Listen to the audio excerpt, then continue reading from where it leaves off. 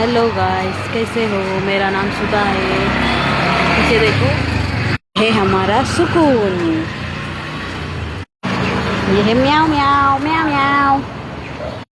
हमारा भाजी मार्केट देखो कितना भरा है, सब जगह भीड़ भीड़। मैं मार्केट जाके आई, बाप रे कितना गर्म है। अभी तो मार्च चल रहा है, अप्रैल में बाकी है, कितना गर्म होएगा बाप रे।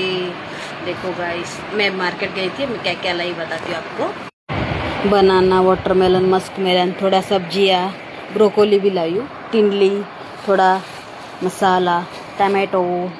लेने गई थी सिर्फ टमाटो, लेकिन लेके आती हूँ बहुत कुछ, हफ्ते भर का सब्जी। आपको मोमोज की रेसिपी मैं शेयर करूँगी गाइस। कल मोमोज बनाऊंगी, मेरी बेटी बहुत जिद कर रही है मोमोज खाना है। तो बाहर का तो नहीं खाती हूँ, मैं घर पे बनाती हूँ। तो कल ज़रूर शेयर करूँगी मोमोज की रेसिपी, आप देखना।